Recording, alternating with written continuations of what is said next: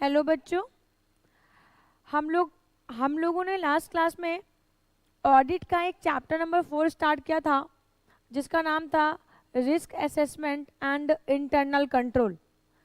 और last class में बेटा हम लोगों ने कुछ टॉपिक कवर भी किए थे। मैंने इस चैप्टर को पढ़ाने से पहले आपको कुछ बातें बताई थी। मैंने कहा था इस चैप्टर का नाम है risk assessment and internal control. ठीक है, तो हम इस चैप्टर को 2 पार्ट्स में कैटेगराइज करेंगे। फर्स्ट ऑफ ऑल हम रिस्क असेसमेंट प्रोसीजर को समझेंगे और फिर हम इंटरनल कंट्रोल को समझेंगे कि क्या होता है। तो रिस्क असेसमेंट प्रोसीजर इस चैप्टर को हमने 2 पार्ट में कैटेगराइज कर दिया। फर्स्ट पार्ट हो गया RAP रिस्क असेसमेंट प्रोसीजर और दूसरा हो गया बेटा हमारा इंटरनल कंट्रोल सिस्टम। ठीक है मैम, ये रिस्क असेसमेंट प्रोसीजर क्या होता है? बेटा मैंने आपको लास्ट क्लास में बताया था रिस्क असेसमेंट प्रोसीजर का मतलब होता है जब ऑडिटर ऑडिटिंग करने के लिए क्लाइंट ऑर्गेनाइजेशन में जाता है तो वहाँ पे वो उसके इन्वायरमेंट के बारे में समझता है कि आखिर में क्लाइंट ऑर्गेनाइजेशन कैसी है और यहाँ पे हमें कौन कौन से ऑडिट प्रोसीजर को परफॉर्म करना पड़ेगा। यहाँ पे मुझे ज़्यादा टेस्ट करना पड़ेगा या कम टेस्ट करना पड़ेगा, मुझे ज़्यादा चेकिंग करनी पड़ेगी या कम चेकिंग करनी पड़ेगी। अब ये बात किस पे डिपेंडेंट होगी? ये बात डिपेंडेंट होगी हमारे क्लाइंट ऑर्गेनाइजेशन के नेचर पे कि वो कैसी है, बड़ी है, छोटी है, और इसके साथ ही साथ इस बात पे भी डिपेंडेंट है कि आखिर में ये क्लाइंट ऑर्गेनाइजेशन के अंतर्गत इंटरनल कंट्रोल कैसा है। जिस ऑर्गेनाइजेशन में मैं एज अ ऑडिटर ऑडिट करने के लिए जा रही हूँ, अगर उस ऑर्गेनाइजेशन का इंटरनल कंट्रोल सिस्टम स्ट्रॉन्ग होगा, अच्छा होगा, तो फिर ये केस में मेरे को कम चेकिंग करनी पड़ेगी, तो मुझे ऑडिट प्रोसीजर मैं कम रखूँगी या मैं फ्लेक्सिबल रखूँगी उनको। बट अगर क्लाइंट ऑर्गेनाइजेशन में इंटरनल कंट्रोल अच्छा नहीं है तो फिर वहाँ पे मुझे मेरे जो ऑडिट प्रोसीजर है उनको स्ट्रॉन्ग करना पड़ेगा और मुझे ज़्यादा चेकिंग करनी पड़ेगी, ज़्यादा सैंपल्स मुझे सिलेक्ट करने पड़ेंगे ऑडिटिंग को करने के लिए। किस नाम से? ठीक है, जाओ। ठीक है, तो रिस्क असेसमेंट प्रोसीजर में हम समझते हैं कि ऑडिटिंग, जिस ऑर्गेनाइजेशन की हम ऑडिटिंग करने के लिए जा रहे हैं उस ऑर्गेनाइजेशन का एनवायरनमेंट कैसा है। तो रिस्क असेसमेंट प्रोसीजर के थ्रू ऑडिटर इस बात को समझता है कि जिस ऑर्गेनाइजेशन में हम ऑडिटिंग करने के लिए जा रहे हैं उस ऑर्गेनाइजेशन का एनवायरनमेंट कैसा है, वहाँ पे इंटरनल कंट्रोल है या नहीं है, और अगर इंटरनल कंट्रोल है तो कैसा है, अच्छा है या बुरा है। इन सभी चीज़ों पे ही बेटा मेरा ऑडिट प्रोसीजर डिपेंडेंट होगा। नहीं बस समझ में? तो हम लोगों ने ये कुछ बातें करी थी। चलिए सर इसके आगे स्टार्ट करेंगे। ठीक है मैम, बस 1 मिनट।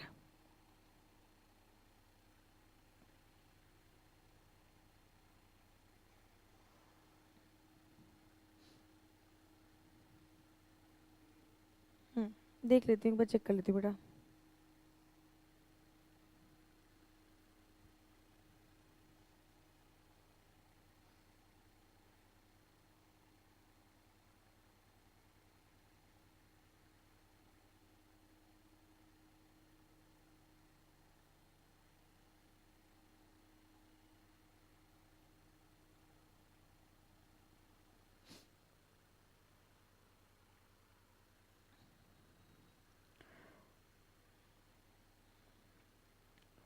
हाँ जी, तो मैंने आप लोगों को एक चार्ट बनाया था लास्ट क्लास में।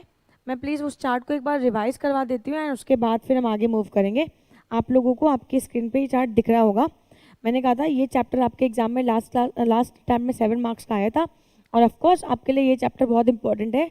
मैंने आपसे ये भी कहा था, मैंने कहा था चैप्टर नंबर 1, 2, 3 एंड 4 ये थोड़े से चैप्टर जो है वो थोड़े से आपके लिए डिफिकल्ट भी होंगे और थोड़े से बड़े चैप्टर भी होंगे। बट इन 4th चैप्टर के बाद आपके पास जितने भी चैप्टर हैं वो छोटे छोटे से चैप्टर हैं। ठीक है, बहुत छोटे छोटे चैप्टर हैं, बट जो बड़े चैप्टर हैं वो कौन से हैं, 1 2 3 4। और ऑफकोर्स ये चैप्टर थोड़े से टेक्निकल भी है। इन चैप्टर की आप लैंग्वेज पढ़ रहे होगे तो लैंग्वेज में आपको दिख रहा होगा कि बहुत डिफिकल्ट है या सेम टू सेम कॉन्सेप्ट बार बार यूज किए गए। तो ऐसा नहीं है कि ये बहुत मुश्किल है, आप 2 से 3 बार पढ़ोगे तो आपको क्लैरिटी आने लगेगी, ठीक है। बाकी की जो आगे की चैप्टर है वो बहुत ईजी है, बहुत छोटे छोटे से चैप्टर हैं, ठीक है, तो कोई प्रॉब्लम नहीं होगी। हालांकि आपको मैं बता दूं, अगर आपको 40 मार्क्स तो आपको यहीं से मिल जाएंगे, ये 4 चैप्टर से आपको 40 मार्क्स तो यहीं से मिल जाएंगे, ठीक है।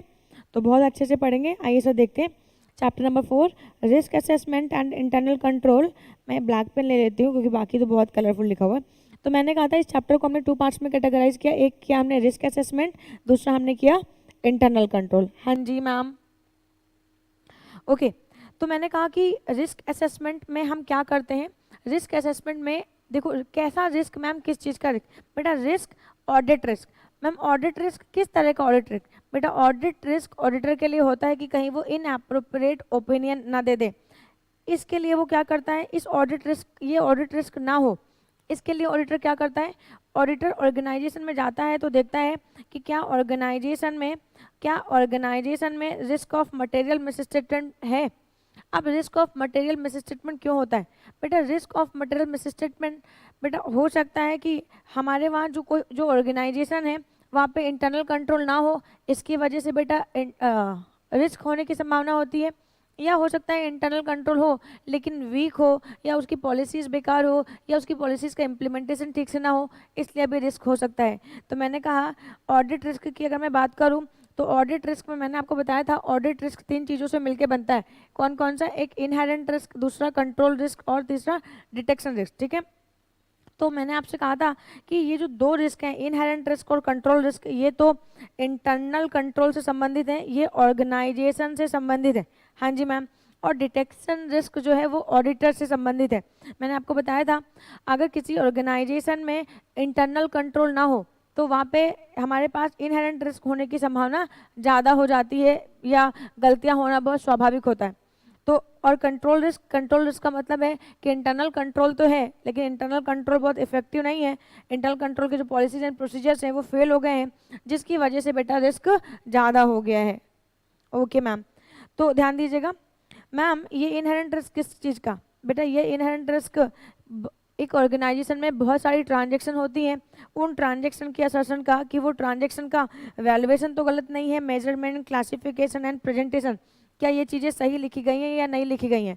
अगर इंटरनल कंट्रोल नहीं होगा तो ऑफकोर्स यहाँ पे कुछ ना कुछ गलतियाँ होने की संभावना है, या अगर इंटरनल कंट्रोल है बट वीक इंटरनल कंट्रोल है तो यस ऑफकोर्स यहाँ पे भी प्रॉब्लम आ जाएगी और हम यहाँ इन असर्शन पे गलतियाँ करेंगे। डिटेक्शन रिस्क का मतलब क्या होता है, जब ऑडिटर क्लाइंट ऑर्गेनाइजेशन के रिस्क असेसमेंट प्रोसीजर को कर लेता है, इंटरनल कंट्रोल को समझ लेता है और फिर उसके अकॉर्डिंग वो अपने ऑडिट प्रोसीजर को परफॉर्म करता है, उसके अकॉर्डिंग ही अपने ऑडिट प्रोसीजर को परफॉर्म करता है। आई बात समझ में? हाँ जी मैम। अब जब ऑडिटर अपने ऑडिट प्रोसीजर को परफॉर्म करेगा तो ऑडिट प्रोसीजर को परफॉर्म करते हुए हो सकता है कि ऑडिटर के जो ऑडिट प्रोसीजर उसने लगाए वो अप्रोप्रिएट नहीं है या इनइफेक्टिव है, तो इसकी वजह से बेटा जब रिस्क अराइज होते हैं तो उसको हम लोग बोलते हैं डिटेक्शन रिस्क। देखिएगा audit procedure performed by the auditor, ये लो लेवल के हैं। एक्चुअली कौन से प्रोसीजर आपको परफॉर्म करना है ये एज अ ऑडिटर आपको डिसाइड करना है। ऑडिट या ऑडिटिंग स्टैंडर्ड इसके बारे में कुछ भी नहीं बोलते। आप चाहो तो सैम्पलिंग करो, आप चाहो तो सैम्पलिंग ना करो, आप डिटेल चेकिंग करो, आप चाहो तो एनालिटिकल प्रोसीजर को लगाओ, आप चाहो तो ना लगाओ। तो ये आपके प्रोफेशनल स्केप्टिज्म पे डिपेंडेंट होता है। तो इसके लिए ऑडिटर और ऑडिटिंग और स्टैंडर्ड्स कुछ भी नहीं बोलते हैं, ठीक है। तो ऑडिटर ने जो भी प्रोसीजर ऑप्ट किए, अगर वो प्रोसीजर जो है वो लो लेवल के हैं या वो काम नहीं कर रहे हैं तो इस केस में डिटेक्शन रिस्क अराइज हो जाता है, ठीक है। तो मैंने आप लोगों को शायद यहाँ तक लास्ट क्लास में पढ़ा दिया था, आज की क्लास में उसके आगे हमें पढ़ाना है, ठीक है। ये देखिए,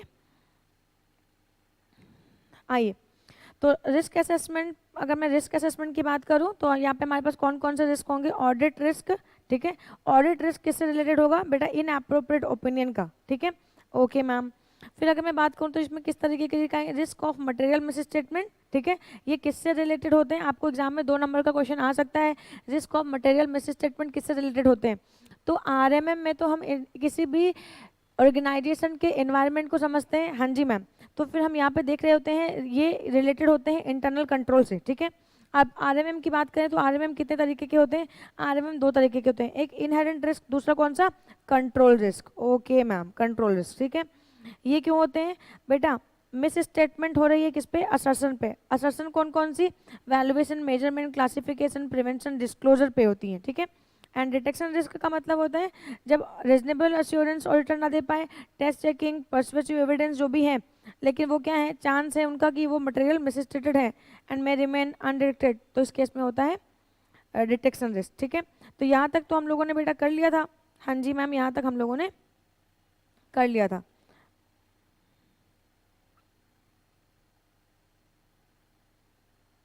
आइए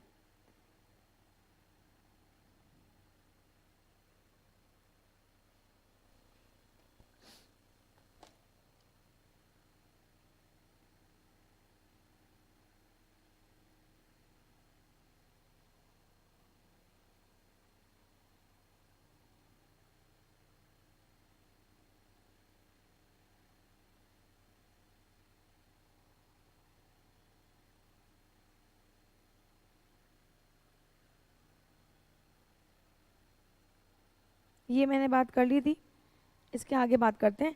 हम डिटेक्शन रिस्क से बात करते हैं, ठीक है। हम डिटेक्शन रिस्क से बात करते हैं, देखिएगा ध्यान से। Detection risk, risk that the audit procedure performed by the auditors will not detect the material misstatement. This risk generally arises due to the test checking nature of audit procedure and persuasive nature of audit evidence. बेटा persuasive evidence का मतलब, persuasive nature का मतलब हो गया जो mistakes हैं वो पूरे के पूरे फाइनेंशियल स्टेटमेंट पे हैं। जो मिस्टेक्स हैं, जो गलतियां हैं, वो क्या है, पूरे के पूरे ओवरऑल फाइनेंशियल स्टेटमेंट्स को प्रभावित करती हैं। तो इनको बोलते हैं कि जो हमारे फाइनेंशियल स्टेटमेंट्स हैं उसमें जो मिस्टेक्स हैं वो पर्सुएसिव नेचर की हैं। अब आगे बात करते हैं बेटा, देखो आपको इसी चैप्टर में एक हम ऐसे भी कवर करेंगे जिसको बोलते हैं ऐसे 315। ऐसे 315 बात करता है identifying and assessing risk of material misstatement. ध्यान दीजिएगा, जब ऑडिटर ऑडिटिंग करने के लिए जाता है क्लाइंट ऑर्गेनाइजेशन में, तो बेटा ऐसे 315 के अकॉर्डिंग वो RAP को परफॉर्म करता है। मतलब देखो नाम से मैंने आपको बता दिया है RAP का मतलब क्या होता है। RAP का मतलब होता है रिस्क असेसमेंट प्रोसीजर। RAP का मतलब होता है रिस्क असेसमेंट प्रोसीजर, ठीक है। रिस्क असेसमेंट प्रोसीजर का मतलब होता है जब ऑडिटर ऑर्गेनाइजेशन के एनवायरनमेंट को समझने के लिए जो भी टेक्निक्स लगाता है उनको हम लोग बोलते हैं RAP। तो ऐसे 315 कहते हैं identifying and assessing risk of material misstatement through understanding the entity and its environment. तो देखिएगा ध्यान से, ऑडिटर क्या करता है और कैसे आइडेंटिफाई करता है।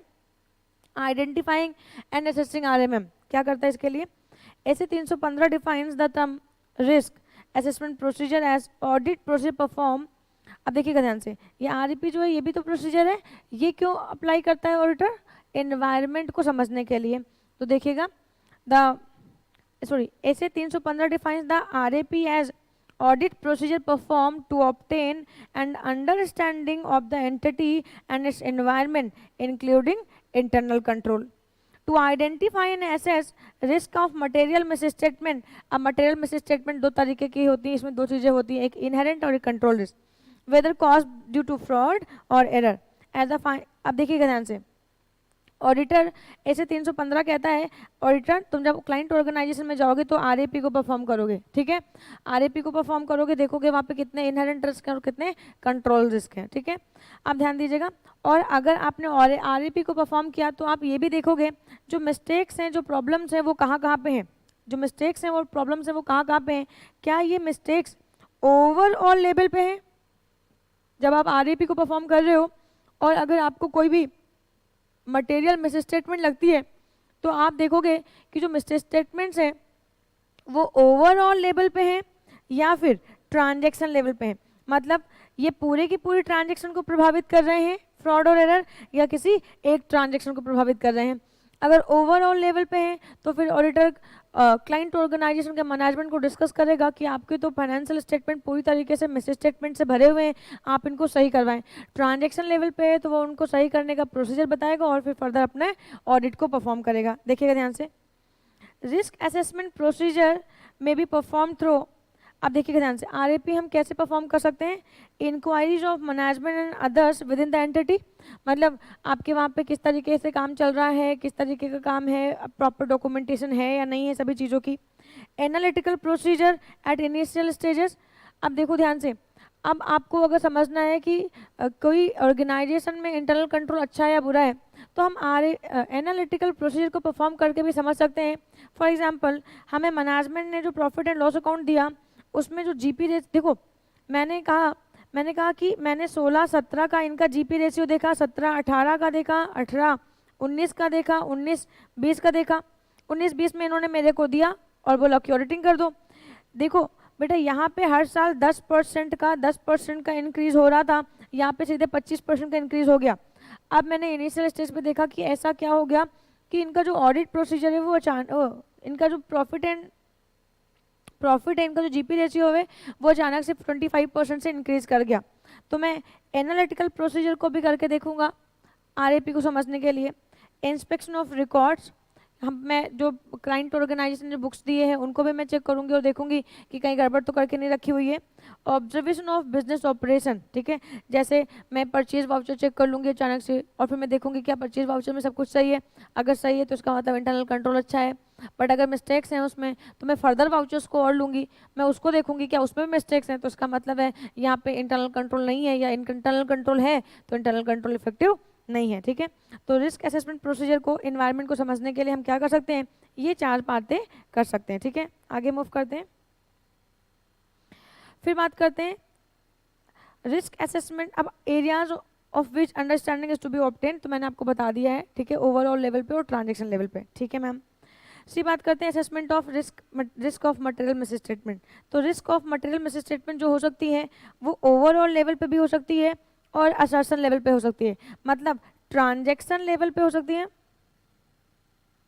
कोई ट्रांजैक्शन हो सकती है जो बुरी, जो खराब हो, जहाँ पे मिस्टेक्स हो, या हो सकता है कि पूरे के पूरे फाइनेंशियल स्टेटमेंट्स जो हमें प्रोवाइड किए गए वो पूरे के पूरे बुरे हो। मतलब अगर मैंने आरएमएम को किया, risk of material miss statement को डिटेक्ट करने की कोशिश किया आरएपी के थ्रू, मैं आरएपी के थ्रू, रिस्क असेसमेंट प्रोसीजर के थ्रू मैं आरएमएम को देखती हूँ, मैं आरएमएम को देखती हूँ कि आरएमएम क्या है। अब ये आरएमएम हो सकता है कि ओवरऑल लेवल पे हो सकता है ये ट्रांजैक्शन लेवल पे हो, तो मुझे ये भी इंश्योर करना पड़ेगा, क्योंकि मेरा जो ऑडिट प्रोसीजर मैं फर्दर ये सब्सटेंटिव ऑडिट प्रोसीजर में परफॉर्म करूंगी, वो ऑडिट प्रोसीजर किस पे डिपेंड होंगे बेटा, वो ऑडिट प्रोसीजर डिपेंडेंट होंगे आरएमएम पे, कि क्या किसी ऑर्गेनाइजेशन में रिस्क ऑफ मटेरियल मिसस्टेटमेंट है, और वो अगर रिस्क ऑफ मटेरियल मिसस्टेटमेंट है तो वो ओवरऑल लेवल पे है या फिर वो फाइनेंस एक किसी ट्रांजैक्शन लेवल पे है। देखिएगा, assessment of risk of material misstatement as financial level refers to RMM that relate persuasively to the financial statement as a whole and may affect merit assertion। assertion का मतलब मैं फिर से बता रही हूँ, transaction, valuation, measurement, classification, valuation. ठीक है, तो ये कह रहे हैं ओवरऑल लेवल का मतलब हो गया कि जो मटेरियल, जो हमारे पास फाइनेंशियल इंफॉर्मेशन हमें प्रोवाइड की गई है, जो फाइनेंशियल स्टेटमेंट हमें प्रोवाइड किए गए हैं, ये फाइनेंशियल स्टेटमेंट ओवरऑल, मतलब जो रिस्क है वो हर जगह है, बहुत सारी ट्रांजैक्शन जो है वो डिफेक्टिव है, तो इसको हम लोग बोलते हैं जो आरएमएम है वो ओवरऑल लेवल पे है। असर्शन लेवल, असर्शन का मतलब ट्रांजैक्शन से, तो इसलिए मैंने यहाँ पे वर्ड यूज किया assertion. Assessment of RMM at assertion level refers to RMM for the particular transaction. हो सकता है कोई ट्रांजैक्शन गलत हो, राम की जगह श्याम का कॉन्सेप्ट लिखा हो या राम का लिखा ही ना हो, कोई ट्रांजैक्शन में लिखना भूल गए या उसको ज़्यादा में लिख दिया या उसको कम लिख दिया। अकाउंट बैलेंसेस एंड डिस्क्लोजर, हो सकता है कि कोई ट्रांजैक्शन हो जो हमें डिस्क्लोज करनी चाहिए थी लेकिन हमने डिस्क्लोज नहीं किया। जैसे एक ऑर्गेनाइजेशन है रिलायंस लिमिटेड, उसने किसी पर्सन को कोई गारंटी दे के रखी हुई है, तो गारंटी अगर दी है तो ऑफकोर्स ये कंटिजेंट लाइबिलिटी है, कि हो सकता है कि लाइबिलिटी राइज हो सकता ना हो, तो आपको इसका डिस्क्लोजर तो देना पड़ेगा एज पर अकाउंटिंग स्टैंडर्ड 1। और अगर आपने इसको नहीं दिया हुआ है तो यस ऑफकोर्स ये क्या है, ये मिस्टेक है, ये गलत हुआ है, गड़बड़ हुआ है, और ये असर्शन लेवल पे है, ट्रांजैक्शन लेवल पे है। As to determine the nature, timing and extent of procedure to be applied at assertion level. तो ध्यान दीजिएगा, ऑडिटर ऑडिटर क्या करता है, देखो ऑडिटर जब ऑडिट करने के लिए जाता है तो उसके पास क्या राइज होता है, ऑडिट रिस्क अराइज होता है। ऑडिट रिस्क को करने के लिए वो क्या करता है, RAP को परफॉर्म करता है। RAP को परफॉर्म करके वो तो क्या देखता है कि क्या RMM है या नहीं है, और RMM है तो वो ओवरऑल लेवल पे है या फिर असर्शन लेवल पे है। इतनी बातें बेटे समझ में आती है, मुझे लगता है तो बहुत आसानी से समझ में आ गया होगा अब आप लोगों को। ठीक है, आगे मूव करते हैं। Assertions, representation use by the management while preparing and presenting financial statement. ध्यान दीजिएगा, अगर मैं बात करूं तो मैम जो मिस्टेक्स है वो कैसे कैसे हो सकती हैं। एक तो ओवरऑल फाइनेंशियल लेवल पे हो सकती है, हाँ जी मैम। अब ओवरऑल फाइनेंशियल लेवल पे तो मैं कह नहीं सकती कि कहाँ कहाँ पे है कहाँ कहाँ पे नहीं है, ठीक है।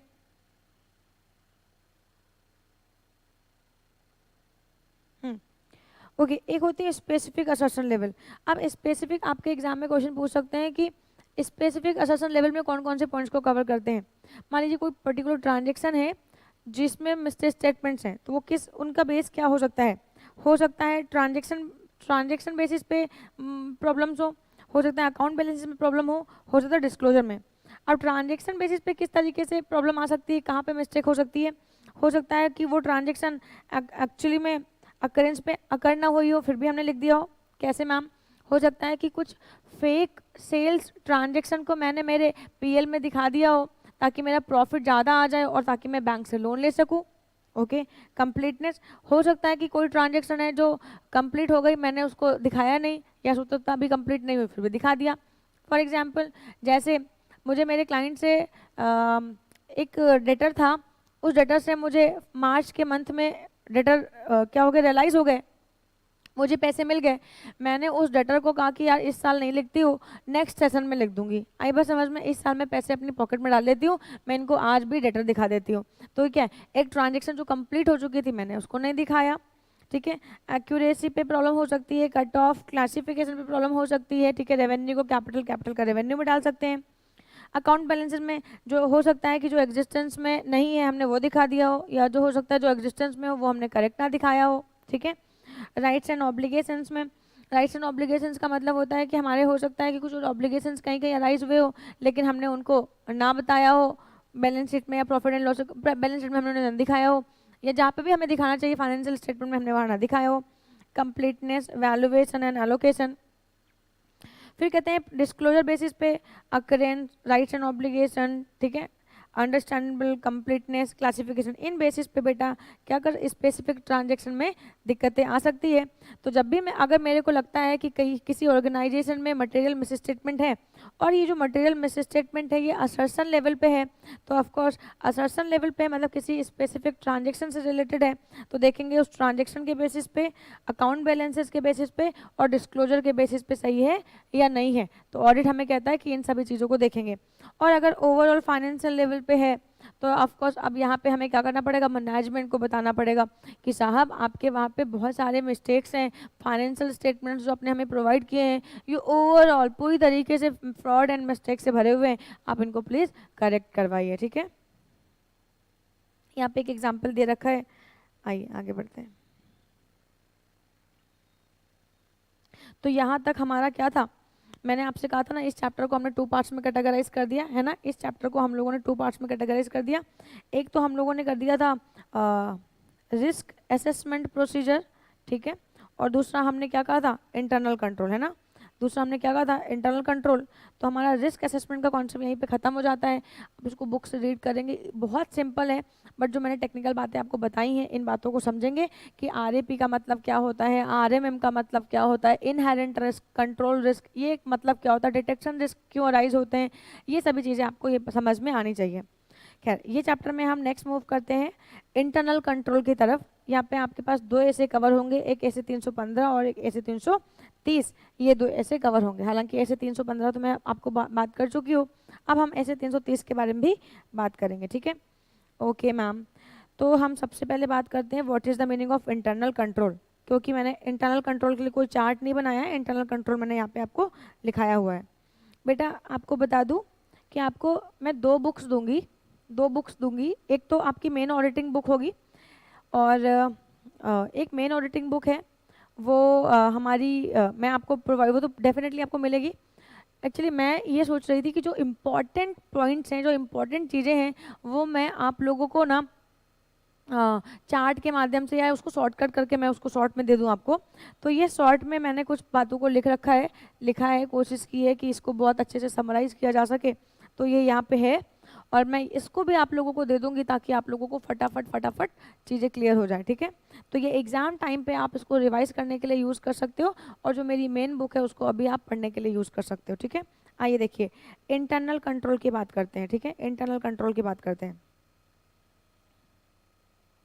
आइए, तो मैंने कहा था ना, ये देखो, इस पर्टिकुलर इंटरनल कंट्रोल में हम क्या क्या चीज़ों को सीखेंगे, इस पर्टिकुलर कॉन्सेप्ट में हम क्या क्या चीज़ों को सीखेंगे। इसमें हम लोग सीखेंगे इंटरनल कंट्रोल क्या होता है, ठीक है मैम, फिर उसका मीनिंग क्या है, ऑब्जेक्टिव क्या है, लिमिटेशन क्या है, उसके कंपोनेंट्स क्या है, ठीक है, इसके बारे में सीखेंगे। एंड फिर इवेल्युएशन ऑफ इंटरनल कंट्रोल के बारे में हम लोग सीखेंगे, ठीक है। और यहीं पे हमारा ये चैप्टर खत्म हो जाएगा। अभी तक हमने क्या सीखा, अभी तक हमने सीखा रिस्क असेसमेंट प्रोसीजर के बारे में। आरएपी क्या है, अंडरस्टैंडिंग ऑफ इंटरनल कंट्रोल, कि एक ऑर्गेनाइजेशन में इंटरनल कंट्रोल कैसा है, आई बात समझ में। और हमने इसके टेस्ट ऑफ कंट्रोल का मतलब क्या, इवैल्यूएशन ऑफ इंटरनल कंट्रोल, ठीक है, कि एग्जिस्टेंस, एफिशिएंसी और कंटिन्यूटी है या नहीं है। ओके मैम, आइए बात करते हैं इंटरनल कंट्रोल, ठीक है। देखिएगा ध्यान से, एक्चुअली बेटा ये पहली बार अभी टाइप हो रहा है, इस पर वर्क कर रहे हैं, तो थोड़ी थोड़ी प्रिंटिंग मिस्टेक हो सकती है, ठीक है। आइए, typing mistake, sorry. Internal control क्या होता है, वैसे तो आप लोगों को इंटरनल कंट्रोल पढ़ा है, क्योंकि मैंने आपको section 138 of the companies act पढ़ाया है, और उसमें मैंने इंटरनल ऑडिट के बारे में आप लोगों को बताया है। बट फिर भी यहाँ पे भी है, तो हम देख लेते हैं। ऐसे 315 डिफाइन करता है इंटरनल कंट्रोल को, और क्या कहता है कि इंटरनल कंट्रोल क्या है, देखिएगा। Internal control as the process designed and implemented and maintained by TCWG and management। बेटा मैंने आप लोगों को TCWG और मैनेजमेंट में डिफरेंस भी बताया था। मैंने कहा था TCWG का मतलब ऐसे पर्सन किसी भी ऑर्गेनाइजेशन के जो उस ऑर्गेनाइजेशन के लिए स्ट्रैटेजीज बनाते हैं, उनके लॉन्ग टर्म गोल्स बनाते हैं, और मैनेजमेंट जो इन चीज़ों को इम्प्लीमेंट करवाता है, ठीक है, ठीक है। तो इंटरनल कंट्रोल का मतलब ऐसे प्रोसेस जो किसी भी ऑर्गेनाइजेशन को चलाने के लिए मेंटेन किए जाते हैं, और ये कौन बनाता है, TCWG या मैनेजमेंट। आपको 2 नंबर का क्वेश्चन यहाँ से भी मिल सकता है। इंटरनल कंट्रोल को मेंटेन करना ये किसकी जिम्मेवारी है, ये क्लाइंट ऑर्गेनाइजेशन की जिम्मेवारी है, TCWG और मैनेजमेंट की जिम्मेवारी है, या ये ऑडिटर की जिम्मेवारी है। तो आपको इसको आंसर करना पड़ेगा। देखिएगा ध्यान से, ऐसे 315 defines the term internal control as a process designed, implemented and maintained by TCWG and management others within the entity to provide reasonable assurance as to achievement of entity's objective।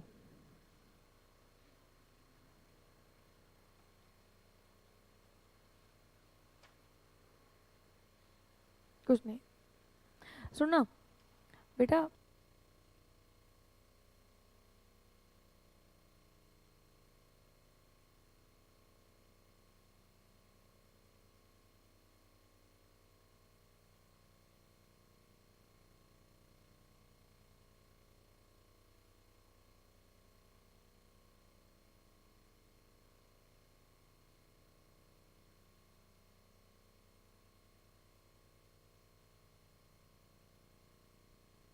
तो internal control का मतलब क्या, internal control का मतलब एक ऐसा process design and एक ऐसा प्रोसेस जो बनाया गया है मैनेजमेंट को चलाने के लिए। किसने बनाया है, TCWG ने बनाया है, या और ऐसे पर्सन जो रिस्पॉन्सिबल हैं मैनेजमेंट को मेंटेन करने के लिए, उन लोगों ने बनाया हुआ है, ठीक है।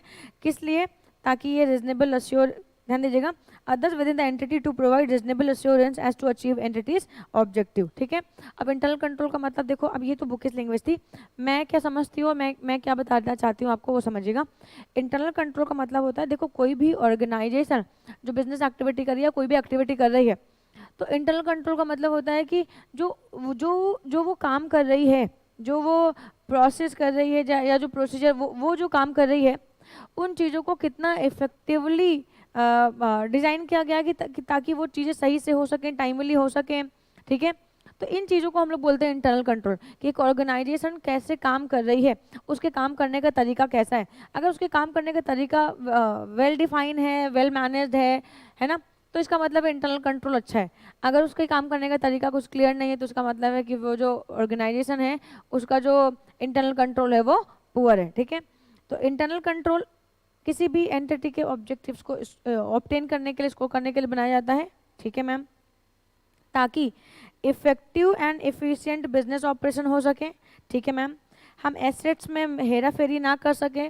ठीक है, एक पर्सन सुपरवाइजर हो जो प्रॉपर वॉच करे कि ऑर्गेनाइजेशन में कितनी एसेट्स हैं, कितनी लाइबिलिटीज़ हैं, उनका वैल्यूएशन कैसे हुआ है, और उनको कोई गलत और झूठी तरीके से ना दिखाए। Prevention and detection of fraud and error ना हो।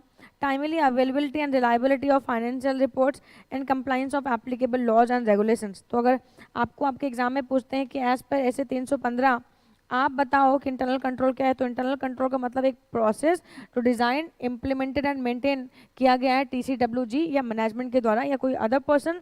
क्यों किया गया है? ताकि कोई भी एंटिटी जो वो काम कर रही है उन ऑब्जेक्टिव्स को पूरा कर सके। ठीक है, ओके मैम। ऑब्जेक्टिव क्या है इंटरनल कंट्रोल का? Only authorise transaction should enter into system, मतलब फेक ट्रांजेक्शन्स को ना दें, डमी ट्रांजेक्शन्स को हम अपने बुक्स ऑफ अकाउंट्स में ना लिखें। अथोराइजेशन में भी जनरल और स्पेसिफिक। ठीक है, मतलब जनरल का मतलब हो गया कि फॉर एग्जांपल, जनरल का मतलब हो गया कि एक रिलायंस लिमिटेड है, रिलायंस लिमिटेड में कहा गया है कि रिलायंस लिमिटेड का एक अकाउंटेंट है, इस अकाउंटेंट से कहा गया है कि देखो अगर तुम्हें 50 अप टू 50,000 के चेक इशू करने हैं तो तुम अपनी साइन से इशू कर सकते हो, बट अगर 50,000 से एक्सीड कर रहा है अमाउंट तो तुम्हें क्या करना पड़ेगा? एक डायरेक्टर है मिस्टर ए, इनकी कंसर्न लेनी पड़ेगी। तो जनरल लेवल का मतलब हो गया कि 50 अप टू 50,000 तक के जितने ट्रांजेक्शन है उस पर ये अकाउंटेंट साइन कर सकता है, बट 50,000 के जो एक्सीड करेगा उस पर कौन साइन करेगा? उस पर डायरेक्टर साइन करेगा। तो क्या कह रहे हैं? ओनली ऑथोराइजेशन, जो ऑथोराइज ट्रांजेक्शन है वही बुक्स ऑफ अकाउंट में आए। इंटरनल कंट्रोल का ऑब्जेक्टिव क्या है? Only authorise transaction should be enter into the financial account या फाइनेंशियल सिस्टम। ठीक है, अब ये जनरल लेवल पे भी हो सकता है और स्पेसिफिक। जनरल का मतलब एक अथॉरिटी दे दी कि यहाँ तक सारी ट्रांजेक्शन तुम करो, जनरल लेवल। स्पेसिफिक मतलब जो इससे बड़ी ट्रांजेक्शन है उन पे तुम्हें कंसर्न लेनी पड़ेगी। Ensure appropriate recording of transaction, that the transaction should be recorded with correct amount in correct account in correct accounting period। बिल्कुल सही बात है। जैसे मैंने अभी आपको ऊपर एग्जांपल दिया था, 31 मार्च को एक डेटा रियलाइज हुआ तो मैंने क्या किया, उस डेटर के पैसे रख लिए और बैलेंस शीट में अभी भी मैंने डेटर को के अमाउंट को डाल रखा है, डेटर के अमाउंट को अभी भी मैंने डाल रखा है। मैंने ये नहीं बताया एंटिटी को कि डेटा रियलाइज हो गया है, तो मैंने इस साल के ट्रांजेक्शन को नेक्स्ट ईयर में रिकॉर्ड किया है ना। अच्छा, राम का खाता श्याम में, श्याम का खाता राम में डाल दिया है ना। कैपिटल का रेवेन्यू, रेवेन्यू को कैपिटल कर दिया। ठीक है, या करेक्ट अमाउंट मैंने 1,000 का 10,000 कर दिया। ठीक है, या डमी सील दिखा दी। तो ये क्या है? ये चीज़ों को इंश्योर करता है इंटरनल कंट्रोल कि ये चीज़ें ना हो, ये गड़बड़ ना हो। आई बात समझ में? Ensure that the assets are being safeguarded from unauthorized use। आप ध्यान रखिएगा कंपनी की फॉर एग्जांपल कोई भी एसेट्स है उनको कोई और व्यक्ति पर्सनली उसको यूज़ ना करे, वो ऑर्गेनाइजेशन के तो ऑर्गेनाइजेशन के लिए यूज़ होने चाहिए। ठीक है, to ensure the existence of assets recorded in the books of accounts. हमारी जो एसेट्स हैं उनमें कहीं गड़बड़ तो नहीं हुई है। देखो लाइबिलिटी कोई नहीं लेना चाहता तो लाइबिलिटी में गड़बड़ नहीं होगी, बट एसेट्स में कोई गड़बड़ तो नहीं हुई है। इस बात को भी इंश्योर करना किसका काम है? Internal control, internal management, TCWG और मैनेजमेंट का काम है। ठीक है, लिमिटेशंस क्या है हमारे? लिमिटेशंस हैं कॉस्ट इफेक्टिव नहीं होता है, बहुत कॉस्ट लगती है ऑफकोर्स। अब इंटरनल कंट्रोल में हमें इंटरनल ऑडिटिंग करवाना पड़ता है, कुछ तो खैर मैंडेटरी सभी ऑर्गेनाइजेशन के लिए नहीं, कुछ बड़ी ऑर्गेनाइजेशन के लिए ही मैंडेटरी है। 138 में मैंने पढ़ाया, अभी फिर से पढ़ाऊंगी। इसके अलावा हमें मैनेजमेंट को और स्ट्रॉन्ग करना पड़ेगा, ज़्यादा लोगों को जॉब पे रखना पड़ेगा, सुपरवाइजर को रखना पड़ेगा, सैलरी जाएगी उनकी। तो यस ऑफकोर्स ये जो प्रोसेस है ये बहुत कॉस्ट, इसमें बहुत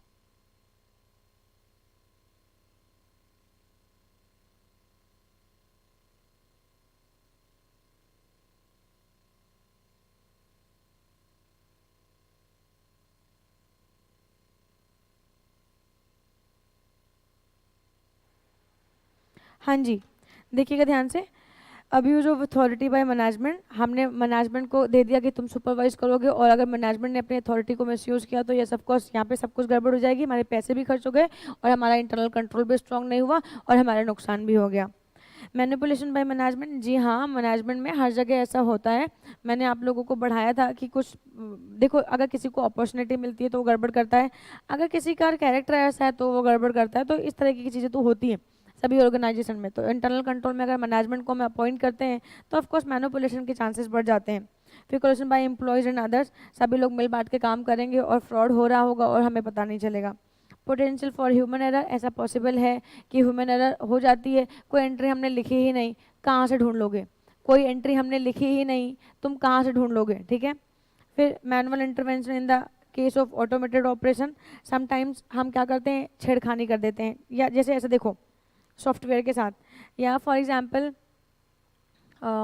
एग्जांपल मान लीजिए हमने कंप्यूटर को इंस्ट्रक्ट करके रखा हुआ है कि कंप्यूटर, मान लो कोई कोई डेटर है, अगर उसने 30 डेज के अंदर मेरे को पेमेंट नहीं किया, कोई मेरा डेटर है डी, और ये इससे मुझे 50,000 रुपये लेने हैं।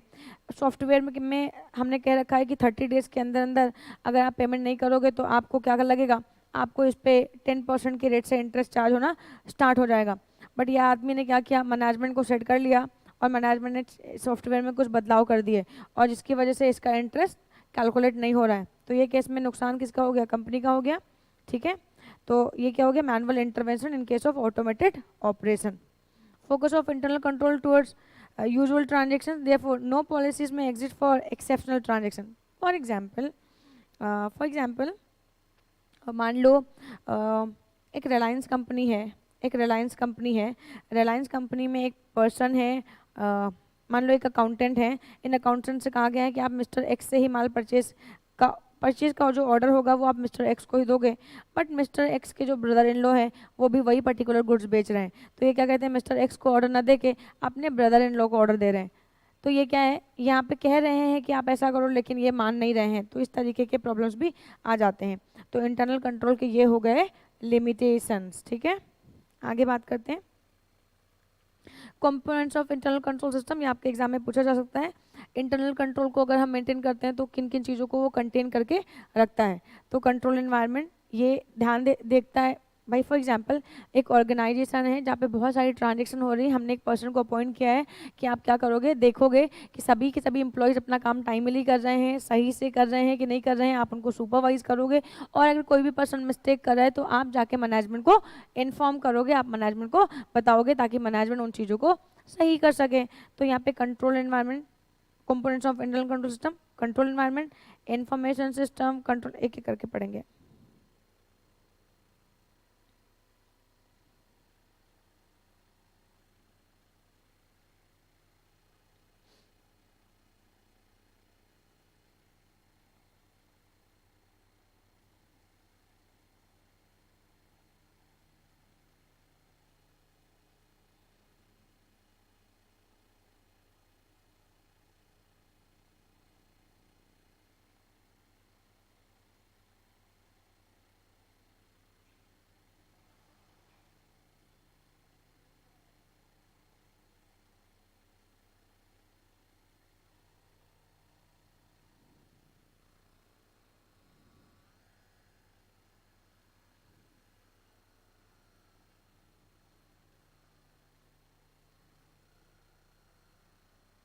ठीक है, internal control, objectives of internal control entities, basic understanding of internal control.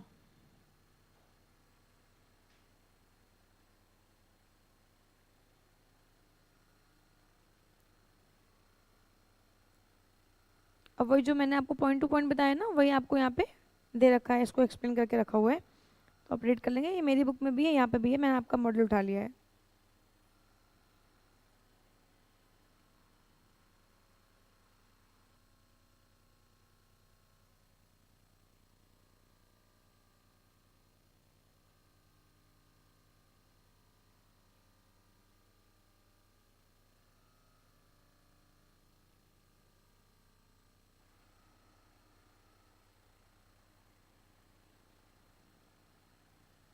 आइए, कंपोनेंट्स ऑफ इंटरनल कंट्रोल। ठीक है, कंपोनेंट्स ऑफ इंटरनल कंट्रोल।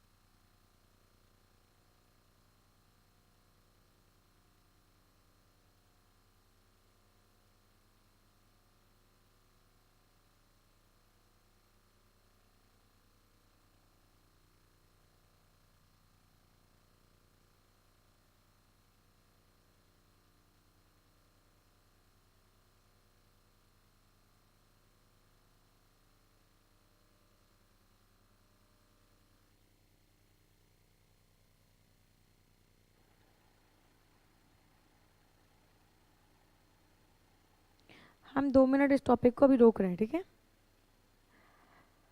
कुछ और कॉन्सेप्ट हैं इसमें, वो करवाऊंगी फिर उसके बाद।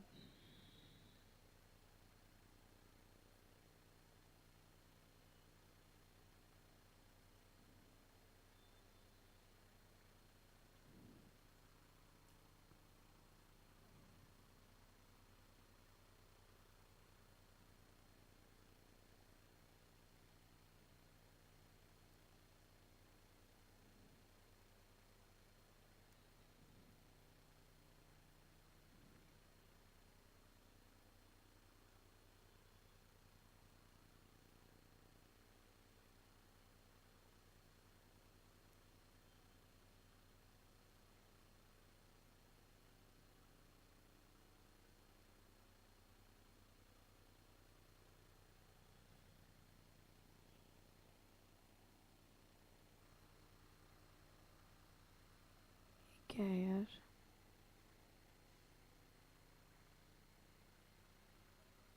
हम्म, सर का फोन मेरे पास नहीं है।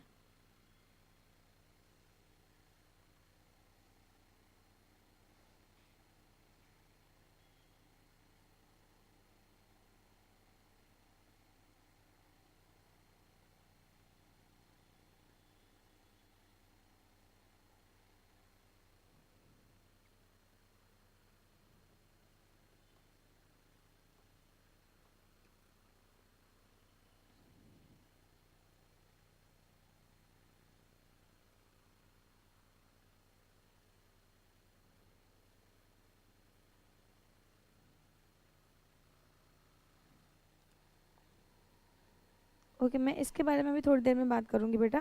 सबसे लास्ट टॉपिक होगा ये हमारा।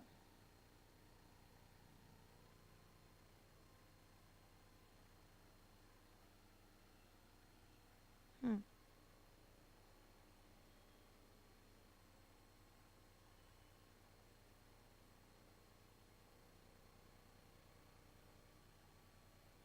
आइए, steps involve in evaluation of internal control.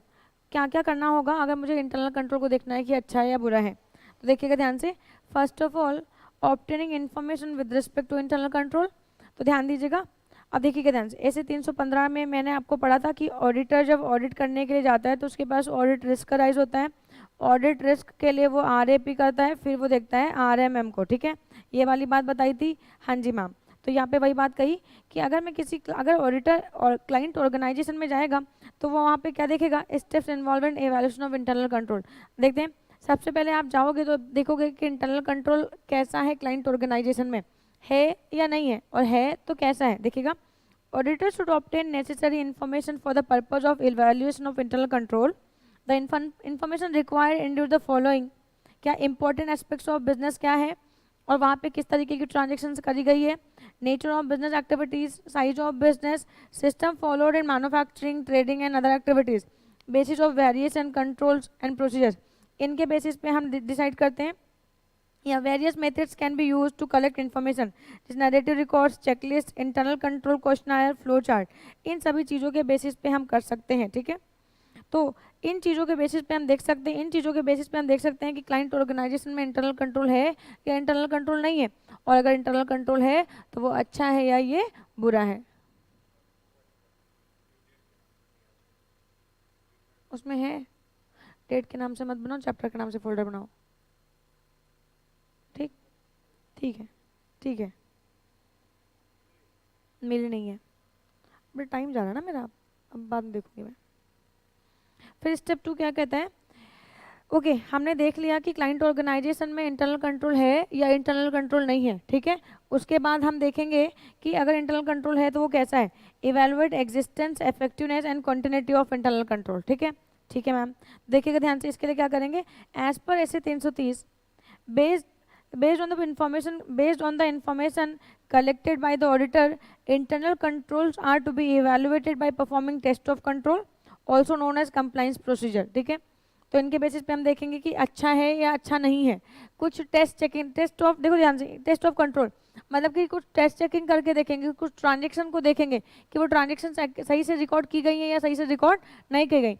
अगर इंटरनल कंट्रोल है, उसने पॉलिसीज बना रखी हैं, तो फर्स्ट स्टेप में देखते हैं कि इंटरनल कंट्रोल है।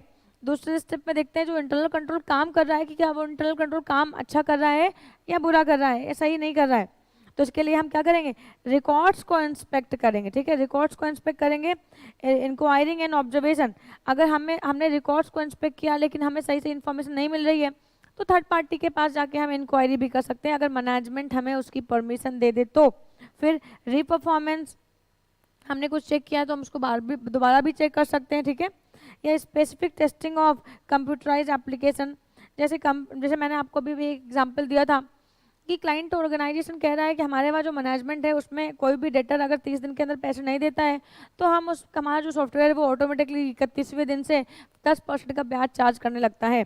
तो ऑडिटर इस चीज़ को भी देख सकता है, ऑटोमेटेड जो कंप्यूटराइज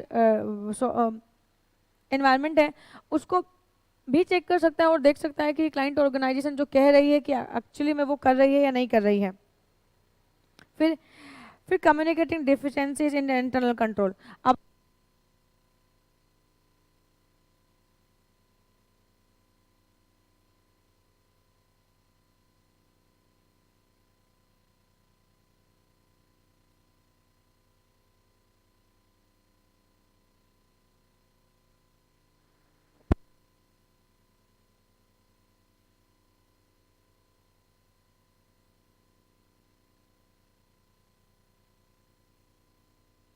ऑडिटर ने चेक किया क्लाइंट ऑर्गेनाइजेशन में और अगर वहाँ पे डिफिशिएंसीज निकल के आती है इंटरनल कंट्रोल सिस्टम में तो ऑडिटर क्या करेगा, communicating deficiencies in internal control, देखिएगा ध्यान से, deficiencies in internal control are to be communicated by the auditor to management and TCWG through letter of weakness, ठीक है, कि आपके पास क्या है, दिक्कतें हैं, प्रॉब्लम्स हैं, आपका मैनेजमेंट ठीक से काम नहीं कर रहा है। ऑडिट रिस्क आप बताएंगे कि क्या है, ठीक है। फिर आपने कितना ऑडिट रिस्क डिटरमिन किया है, ठीक है, इंटरनल कंट्रोल कहाँ पे गड़बड़ कर रहा है, इन सभी चीज़ों के बारे में हम बताएंगे, ठीक है।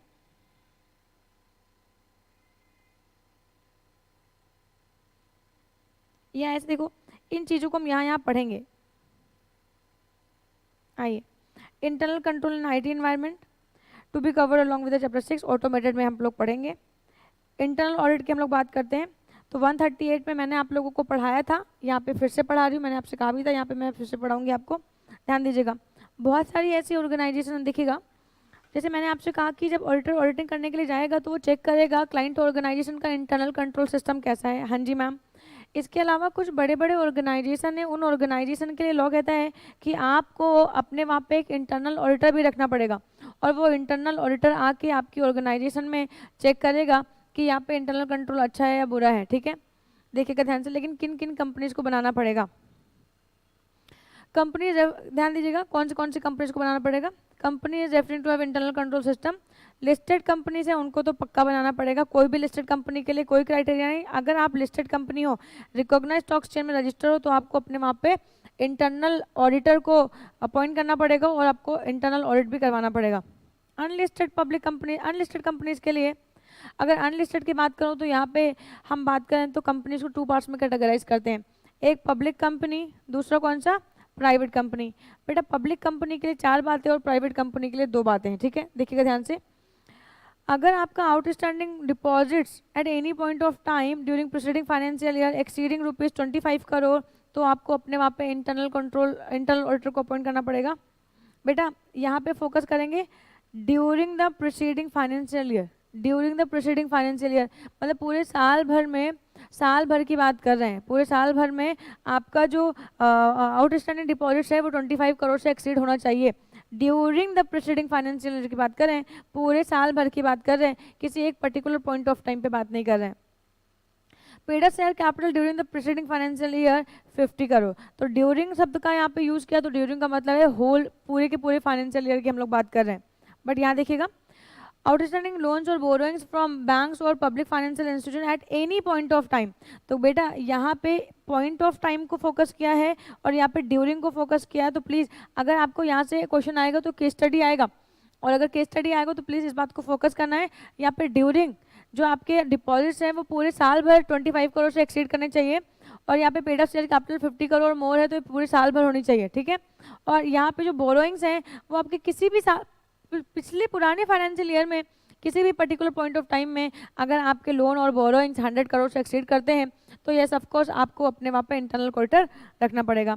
एंड यहाँ पे फिर से आ गया, ठीक है, turnover during preceding financial year, turnover during preceding financial year 200 crore और मोर है। तो मतलब यहाँ पे एक पर्टिकुलर पॉइंट ऑफ टाइम की बात कर रहे हैं, ठीक है, और हर जगह ड्यूरिंग की बात कर रहे हैं, ठीक है, तो ये बात को ध्यान रखिएगा। तो डिपॉजिट्स 25 करोड़ और मोर, ठीक है, और paid up share capital 50 crore और मोर, बोरोइंग्स आपके 100 करोड़ और मोर, और आपके जो टर्नओवर है वो 200 करोड़ और मोर हो गए। तो इसमें से कोई भी कंडीशन को फुलफिल करोगे तो आपको अपने वहाँ पे इंटरनल ऑडिटर को रखना पड़ेगा। यहाँ पे और लगा है तो बेटा और का मतलब है ना कोई भी एक कंडीशन को फुलफिल करोगे तो आपको अपने वहाँ पे इंटरनल ऑडिटर को रखना पड़ेगा। फिर बात करते हैं प्राइवेट कंपनीज की। प्राइवेट कंपनीज के लिए बेटे हमने कहा कि दो कंडीशंस हैं आपके पास, सिर्फ और सिर्फ दो कंडीशंस हैं। पहली कौन सी, टर्नओवर वाली, turnover during the preceding financial year exceeding ₹2 crore, ठीक है, एक्सीडिंग ₹200 करोड़ और मोर तो आपको अपने वहाँ पे ऑडिटर को अपॉइंट करना पड़ेगा। या फिर outstanding loans and borrowings from public financial institution या बैंक कितना होना चाहिए बेटा, यहाँ पे पर्टिकुलर पॉइंट ऑफ टाइम की बात कर रहे हैं, पर्टिकुलर पॉइंट ऑफ टाइम की बात कर रहे हैं, कितना होना चाहिए 100 करोड़ मोर। तो फिर आपको अपने वहाँ पे इंटरनल ऑडिटर को अपॉइंट करना पड़ेगा, तो फिर आपको अपने वहाँ पे इंटरनल ऑडिटर को अपॉइंट करना पड़ेगा, ठीक है। तो ये वाली बात तो हमने बोली भी थी कि कंपनीज एक्ट में भी आपको यही कॉन्सेप्ट पढ़ाया हुआ है। फिर नेक्स्ट आता है कॉन्सेप्ट कि who can be internal auditor, कौन सा पर्सन है जो इंटरनल ऑडिटर बन पाएगा। Internal auditor can either be chartered accountant, practicing or non-practicing, और cost accountant और such other professionals as may be decided by the board। आप प्रोफेशनल की अगर मैं बात करूं तो क्या कोई MBA हो पाएगा, बिल्कुल हो जाएगा, क्या कोई एडवोकेट हो जाएगा, बिल्कुल हो जाएगा, ठीक है। तो जिस भी पर्सन के पास प्रोफेशनल डिग्री है, जो भी प्रोफेशनल की कैटेगरी में आता है, वो सभी के सभी person as a internal auditor appoint हो सकते हैं, ठीक है। फिर नीचे एक नोट के लिखते हैं, इंटरनल ऑडिटर मे और may not be an employ of the company, हो सकता है ये एम्प्लॉय हो सकता है ये एम्प्लॉय ना हो, ठीक है। ओके मैम,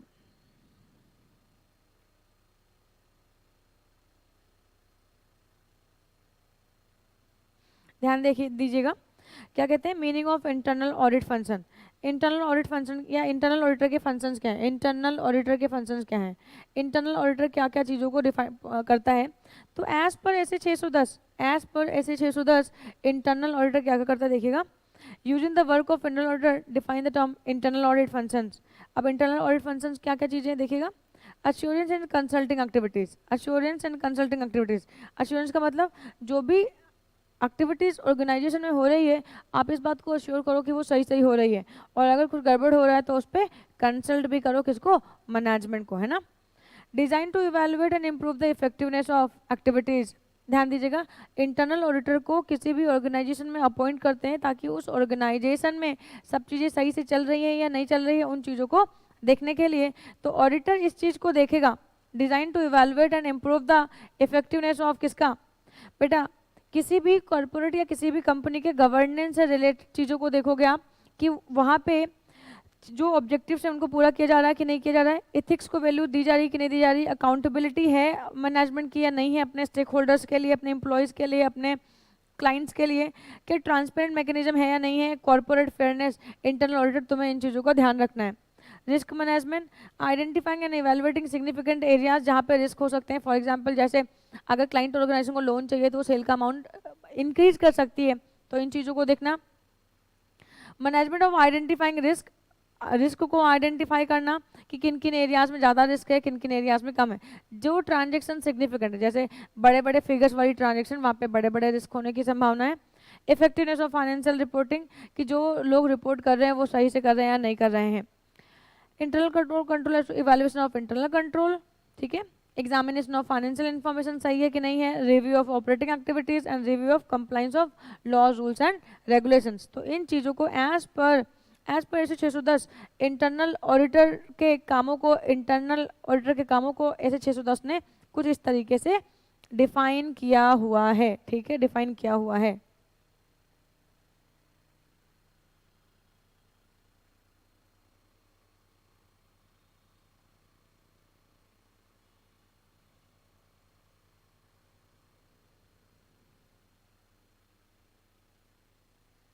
आइए,